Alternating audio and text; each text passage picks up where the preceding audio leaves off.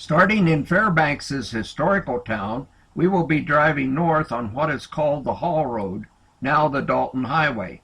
It is 500 miles from here to Deadhorse, Prudhoe Bay, on the Arctic Ocean, where the oil fields are. This road was built to support the Trans-Alaska Pipeline and is not for everyone or all types of vehicles. Before driving, read about it in the Milepost magazine. It was started April 29, 1974, and completed in 5 months. The only fuel food services are at the Yukon River, Coldfoot, which is halfway, and Deadhorse. Permafrost potholes in the highway may cause problems for fast drivers. About 50 miles north of Fairbanks, the dense, heavy timbered forests that we see here covering most of Alaska start to change due to the landscape and the permafrost. By the time we get to the Brooks Range, there are no trees. Here is an example of what happens with how the permafrost works. On the south slopes, the sun melts the permafrost deeper, so the trees have a deeper root system. And on the north slope, they are starved, and we see these different changes as we go along. Here's the highway bearing to the right, and we see the pipeline going up over the top of the hill. Yes, there is construction along, but no big deal for the most part. Again, some more of the highway and the shorter trees. At Finger Mountain is a natural landmark that points towards Fairbanks, and a lot of the flyers use that to navigate by.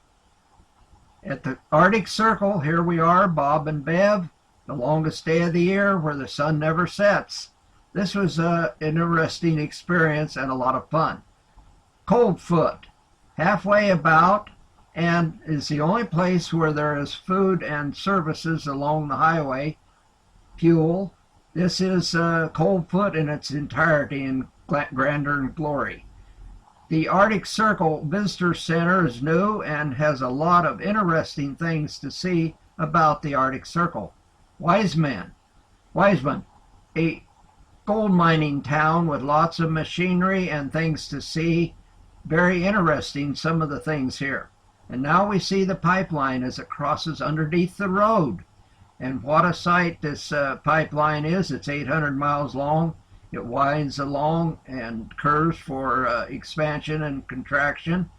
This is what the undercarriage looks like that supports the pipeline. We see that as looking down on it and see the how it's supported. And here's Bev standing by the pipeline. Most all animals can go underneath it. More of the road. Here we have gravel road and the pipeline in the background. Now we're starting up over the Brooks Range, climbing the mountains. We're looking backwards down the hill here. There's no trees. We're into the permafrost. Climbing up, we see the snow-capped mountains here, quite a sight. And here we are on top of the Algonquin Pass. The pipeline is directly under us. The pass is 4,800 feet high. Looking down on the other side, the north slope, we have about 200 miles of this, and just more road. Some of it's gravel, some of it's paved. Here we have some muskox we see. They're not rare, but you don't see them very often. Quite a sight here. The oil pump station. There's 6 of them along the pipeline here. And the last 50 or 60 miles into Deadhorse, there was nothing but caribou. Large herds of caribou strung along here. Just caribou, caribou, caribou. What a sight it was to see all those caribou. Here's Deadhorse. Not far from the ocean here, just a couple hundred yards or so. The hotel is on the right. We have a workstation here. It's a work town. Not much here to see or do. It's a work town. And now we're headed south. In this part, we've got a good paved highway. For the most part, the highways that are graded, the frost heaves are graded out and much better highways.